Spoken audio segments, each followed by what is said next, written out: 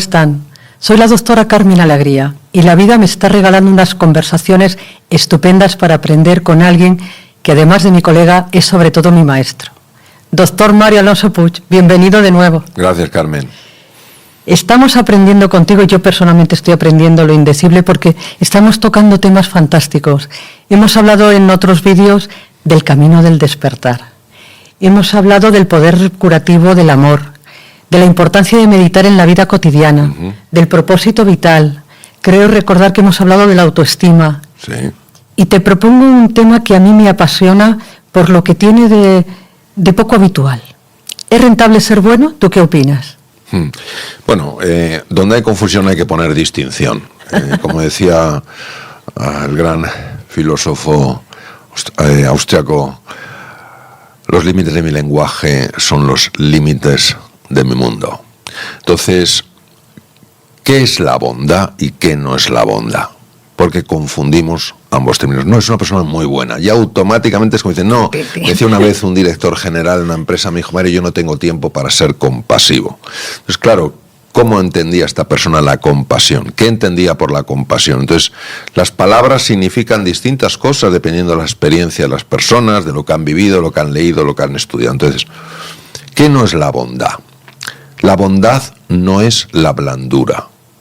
La bondad no es decir sí a todo. La bondad no es dejarse pisar.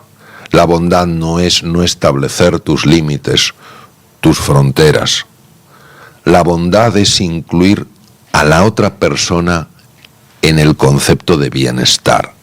La bondad es que no te sean indiferentes los demás. La bondad es que no pienses solo en ti, en lo que quieres, en lo que necesitas, sino también en lo que sienten y necesitan los demás. Utilizando una metáfora del gran Martin Buber, el filósofo alemán, para mí la bondad sería la construcción de una elipse. La elipse tiene dos círculos, tú y yo. La bondad sería el reflejo de nosotros, no de yo, y tampoco tú, todo lo que tú quieras. Que me quieres pisotear como si fuera un felpudo, me pisoteas. No, porque no hay que confundir bondad con cobardía.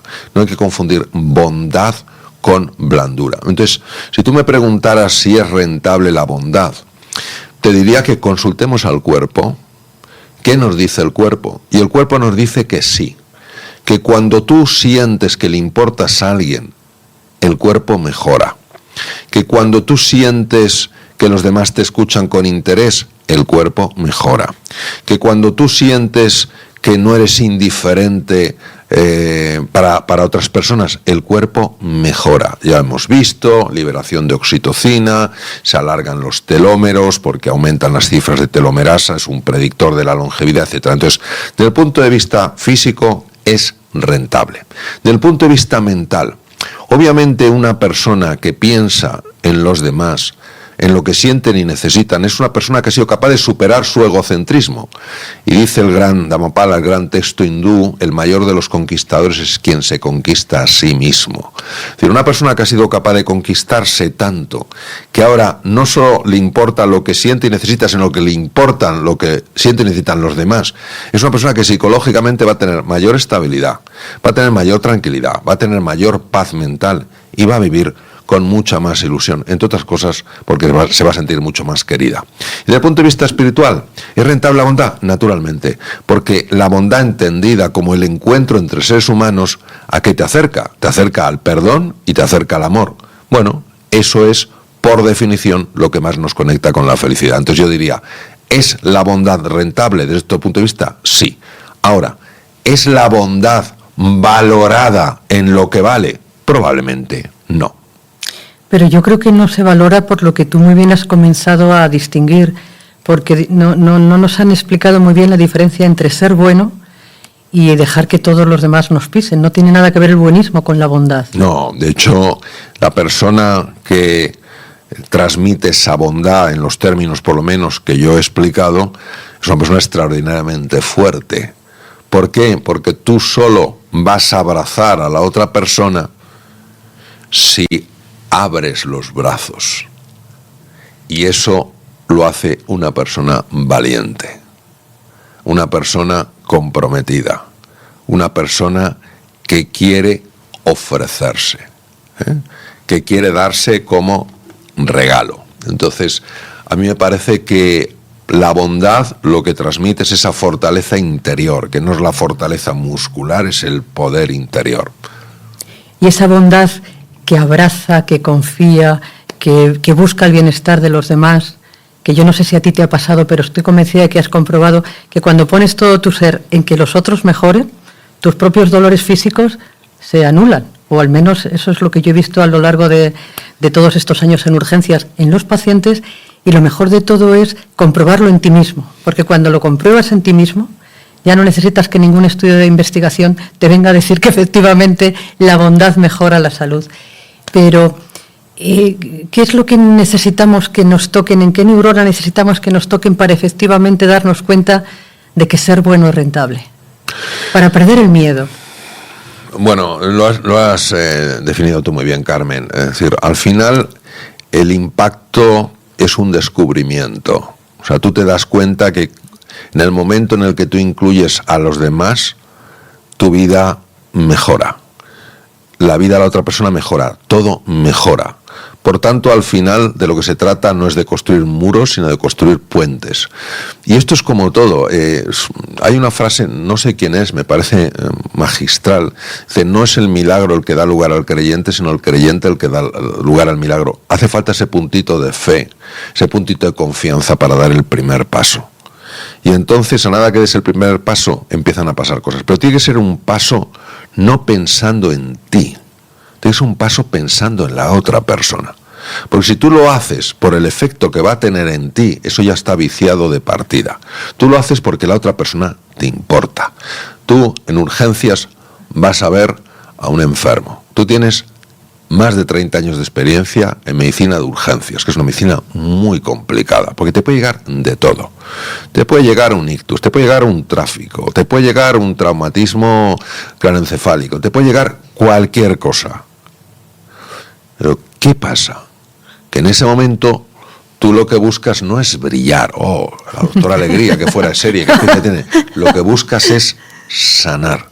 Y en la búsqueda de sanar, aunque tú no lo hagas con intención, acabas brillando. Acabas brillando. Entonces, la clave es eso, que tú lo que buscas es ayudar, sanar, iluminar.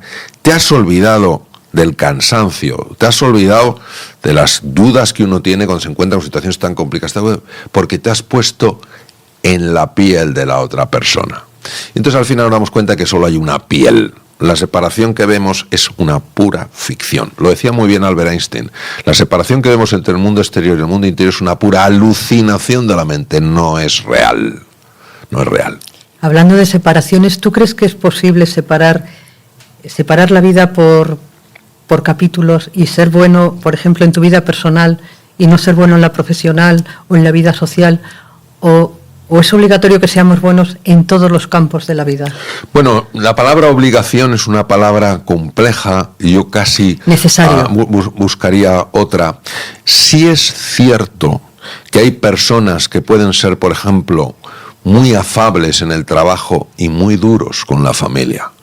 O pueden ser más duros en el trabajo y más afables con la familia. Esto, por ejemplo, produjo una enorme sorpresa en los juicios de Nuremberg después de la Segunda Guerra Mundial, cuando fueron a los tribunales algunos de los miembros de las SS que habían hecho verdaderas barbaridades. Y sin embargo, resulta que eran padres cariñosísimos, maridos y mujeres súper encantadores en su familia, y no se entendía. Entonces, no hemos de confundir lo que es la persona con el personaje. El personaje puede ser muy cruel en un sitio y puede ser muy afable en otro, pero eso no es la bondad. La bondad tiene que ver con la persona. Y una persona que valore de verdad a un ser humano, en todo lo que haga, lo irradiará. Habrá veces que no le saldrá bien, pero su disposición es que le salga bien. Esa que le salga bien. Entonces dirá, hoy no me sale bien, lo volveré a hacer. Pero no corta en compartimentos estancos. Eso lo puede hacer el personaje. Lo que no lo puede hacer es la persona. ese personaje en el que tú describes tan estupendamente en el camino del despertar. ¿Qué ocurre? ¿Qué es lo que tenemos que hacer para abrazar la bondad desde la confianza de que es el único camino, el válido? Como decía Howard Gardner, creo que era el que decía, no se puede ser buen profesional si no eres una buena persona. ¿Qué tenemos que hacer? ¿Qué neuronas se nos tienen que interconectar en nuestro cerebro para efectivamente empezar a quitarnos el miedo, a quitarnos las capas y decir, me lanzo al mundo desde la bondad, desde el abrazo, desde la confianza, desde ole, ole, ole, que merece la pena ser bueno? Mira, yo creo que el conocimiento no es la solución, es muy importante para encontrar la solución. Es decir, entender muy bien qué es la bondad, que de alguna manera estamos con mayor o menor acierto compartiéndolo. Entender lo que es la bondad, entender lo que es la compasión. Es decir, desligarlo de ideas que tenemos prefijadas, de etiquetas que hemos puesto, que consideramos que representan la realidad, es un primer paso. Y el segundo paso es ponerte a explorar. Ponerte a explorar y decir, vamos a ver, ¿qué pasaría en esta situación si en lugar de decirle a mis hijos lo que tienen que hacer, intente preguntarles cómo se sienten hoy? ¿Qué dificultades han tenido? ¿Qué oportunidades han visto? ¿Qué pasaría? ¿Qué pasaría si en lugar de ir a la compra a comprarme un kilo de cebollas, me interesara un poco hablando con esa persona que está en el sitio de la frutería, donde sea? ¿Qué tal está? ¿Cómo está? No sé qué, tiene mucho trabajo. Es decir, ¿qué pasaría si incluyera a la otra persona en la ecuación? Y entonces me daría cuenta de que al final esas cebollas están más ricas. Me daría cuenta de que a lo mejor ese es el momento más feliz que ha tenido esa persona a lo largo del día. Y resulta que me daría cuenta también de que ese momento en el que he comprado cebollas se ha convertido en imborrable. Mira la de veces que he comprado cebollas, pero me acuerdo de esta. Fíjate, yo he echado gasolina, lógicamente, muchos años a lo largo de la vida. Están miles de gasolineras. Nunca olvidaré a dos personas en dos gasolineras, una viniendo de Teruel y la otra de Valladolid. Su amabilidad, su vocación de servicio, su ilusión, su alegría, imbatibles, inolvidables. Entonces, al final, muchos diremos, sí, pero de eso hay poco, claro. Por eso, como hay poco, nosotros tenemos la oportunidad de ser una de esas personas para los demás. Y cuando nos demos cuenta de que podemos ser una de esas personas para los demás, nos daremos cuenta de que, oye, hay más. Hay más. ¿De dónde han salido? Lo que decía Epícteto en el siglo I después de Cristo. Cuando yo cambio, todo cambia. No vemos el mundo que es, vemos el mundo que somos. Si somos cerrados, veremos un mundo cerrado. En el momento en que nos abramos, sorprendente, veremos un mundo abierto. Claro, esto desafía por completo nuestra forma habitual de pensar. Pero ¿quién ha dicho que las leyes que nosotros manejamos son las leyes del universo? Hablabas hace un momento de ecuaciones. Me viene a la mente la relación que pueda tener la bondad con la gratitud y con el perdón. Sí, vamos a ver. La gratitud es el reconocimiento no de lo que te falta, sino de lo que tienes. No es el reconocimiento de lo que no has conseguido, sino de todo lo que has logrado. La gratitud es un antídoto bastante eficaz, tanto contra el miedo como contra la frustración. Y además se ha demostrado, sobre todo por la clínica Mayo en Rochester, Minnesota, que la gratitud mejora el funcionamiento del sistema cardiovascular y del sistema endocrino. El perdón es un campo muy complejo, porque nosotros entendemos el perdón como alguien me ha hecho daño, merece un castigo, pero yo, que soy mejor persona, la voy a perdonar. Curiosamente, entonces se entra en el debate, perdono y olvido, perdono no y olvido, si perdonas y olvidas te pueden hacer la misma. Este no es el perdón que transforma. Este es el perdón que mantiene una convivencia razonable, porque de alguna manera le quita oxígeno al fuego pero el fuego sigue estando. Hay un perdón de otro índole, no es el perdón de este mundo, no es el perdón que manejamos, es un perdón en el cual eres capaz de ver en la otra persona lo que ella ni siquiera es capaz de ver. Es decir, no ves maldad, ves ignorancia. Por tanto, lo que buscas no es el castigo propio de has actuado con maldad, mereces un castigo, sino la corrección propio de has actuado desde la ignorancia. Y no hay mayor corrección que la del perdón. Cuando tú perdonas a una persona porque sabes que hay una ignorancia, lo cual no quiere decir que si ha cometido ciertos actos, esos actos no tengan esas consecuencias. Pero cuando tú a nivel de la persona la perdonas porque reconoces que hay una ignorancia y que a ti lo que te importa es su corrección, no su castigo, ese simple hecho, que no es simple, se puede explicar de una manera sencilla, pero no es simple, tiene un efecto transformador en la otra persona y en uno mismo. Yo he conocido a algunas personas que han sido capaces de perdonar de esa manera y es algo extraordinario. Yo tuve una experiencia, no la contaré porque es larga y como muy personal, donde fui agredido verbalmente por alguien, ocurrió en Inglaterra, y yo en ese momento no sé con qué conecté, o sí lo sé, conecté con algo profundo y dije, elijo perdonar. Se me fue toda la ira, se me fue toda la rabia, el cuerpo se relajó, experimenté una paz increíble y pude ver la transformación en la persona que tenía delante. Toda la ira que reflejaba su rostro se desvaneció y lo que vi fue un rostro lleno de tristeza. Algo había sucedido. Yo salí muy tocado de aquella experiencia. Claro, es que te escucho y me vienen también un montón de recuerdos porque es sencillo encontrar recuerdos en nuestra vida cotidiana de momentos en los que tuvimos que elegir entre perdonar o no perdonar y lo complicado que es decir perdono. Sí. Y hay una frase que todavía va un poco más allá, que no recuerdo el autor, pero me ha venido a la mente mientras te escuchaba, que dice algo así como cuando tengas que elegir entre la justicia y la misericordia, elige la misericordia. Sí.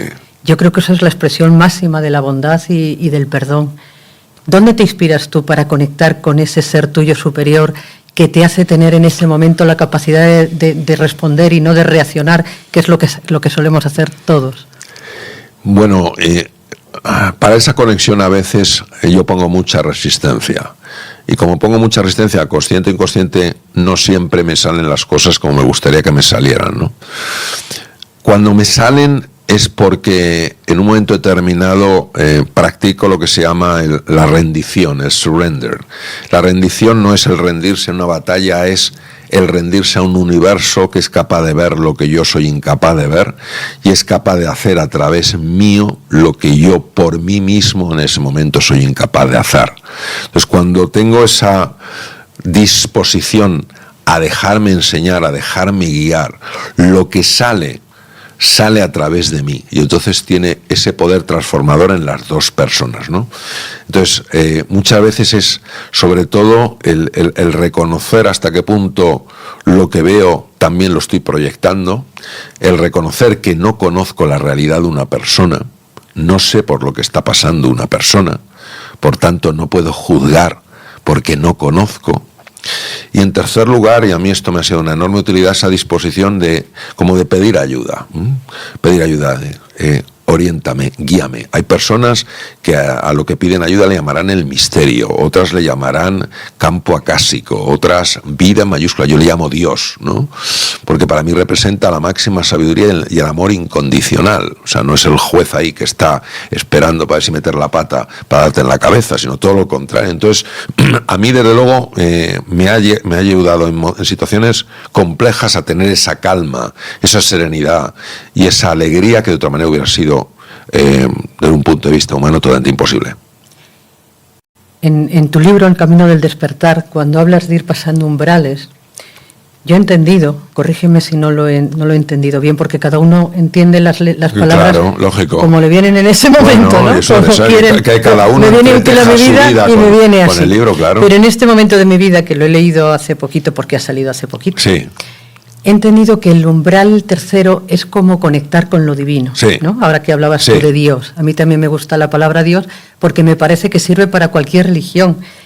creo que era el Dalai Lama que decía, la verdadera religión es tener un corazón bueno. Entonces, ¿tú crees que traspasando ese tercer umbral, que yo todavía estoy en el primero, pero espero y confío en algún momento poder llegar a umbrales más avanzados, ¿tú crees que ese tercer umbral, esa conexión con Dios, no es otra cosa que tu parte también, tu chispa divina? Sí, por supuesto, por supuesto. Es decir, la palabra Dios, como la estamos entendiendo, es una palabra que abraza a todo el mundo y no desprecia a nadie, que nunca utilizará la violencia para intentar transmitir sus ideas, cuya única fuerza será la fuerza del amor y del perdón. Y fuera de esto, podemos usar el nombre de Dios, pero lo estamos usando en vano.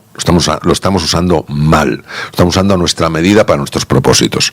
Por eso, en el fondo, es lo que a una persona le mueva, si es universo, es vida, lo que sea. Entonces, se me ha olvidado tu pregunta, Carmen. Me he puesto que hablabas de Dios, sí. Y que si cuando hablas de Dios, en el tercer umbral, sí. Cuando seamos capaces de llegar a ese tercer umbral y que la nuestro guerrero sí, se convierta en mago. Vamos a ver, esto es muy fácil de entender con otra metáfora. El sol es el sol y del sol emergen los rayos. Cada rayo es un rayo de sol, es un rayo de luz. El rayo no ha creado el sol ha creado el rayo. Y sin embargo, el sol y el rayo comparten la misma naturaleza. Entonces, cuando una persona se reconoce como un rayo de luz, un rayo de sol, obviamente puede disfrutar de lo mismo que disfruta el propio sol. Una creatividad, una capacidad de transformación, de sanación extraordinaria. ¿Y qué vean los demás? Rayos de luz que se han olvidado de que son rayos de luz. Entonces, naturalmente que sí, cuando uno cruza el tercer umbral es el reconocimiento de tu linaje divino. Es el reconocimiento de que eres un rayo de luz. No eres una nube oscura. Tienes nubes oscuras, pero la realidad que eres, sol, puede ser tapada. Lo que no puede ser es negada. Entonces, en ese momento es cuando se produce el despertar. Ese despertar puede tener varias formas. En Japón llaman Kensho o Satori. Kensho son momentos de despertar. Satori es cuando una persona está ya ahí. Entonces, todos tenemos momentos de despertar, los has tenido tú, los has tenido nuestros amigos que nos están viendo ahora, los he tenido yo, nos tenemos esos momentos de Kensho, donde realmente te das cuenta de esto. Muy pocas personas han alcanzado Satori, y generalmente quien dice que está en Satori no lo está. Porque el que está no dice Porque nada. Porque el que está no dice que está en Satori. El que dice que está en Satori. ¿Sabes? Entonces, en ese sentido, eso es una realidad incuestionable, y cuando uno lo ha vivido no puede negarlo. Bueno, podría seguir charlando contigo durante horas. Me temo que como siempre, se nos ha hecho el tiempo ya clave, pero si tengo que elegir una palabra de todo lo que he aprendido contigo, elijo la palabra gracias. Gracias de corazón por transmitirnos de esa forma tan gráfica y tan amena y tan sencilla tu sabiduría. No sé si me la has transmitido por ósmosis, pero quiero pensar que sí. Y gracias por ser como eres, y hasta siempre. Bueno, gracias a ti, Carmen. Yo, sabiduría poca. Ganas de tener sabiduría muchas, ¿no? Ha sido un encuentro delicioso. Yo también te quiero a ti agradecer tu forma de ser, tu dedicación a los enfermos, tu amor por los enfermos, ser una verdadera pionera en todo lo que es el humanismo en la medicina. Te quiero agradecer también que escribieras ese precioso libro, El amor, la mejor medicina, y yo creo que, bueno, que estas conversaciones han sucedido sencillamente con la ilusión de poder ayudar a nuestros amigos al otro lado de la cámara, que al igual que nosotros, pues están haciendo frente a sus desafíos, a sus luchas internas, y que también quieren vivir sus sueños, hacerlos realidad. Y elijo dejarlo como un proceso abierto, quizás haya más vídeos. ¿Qué te parece? Ojalá, me parecería maravilloso. Gracias de corazón. Gracias.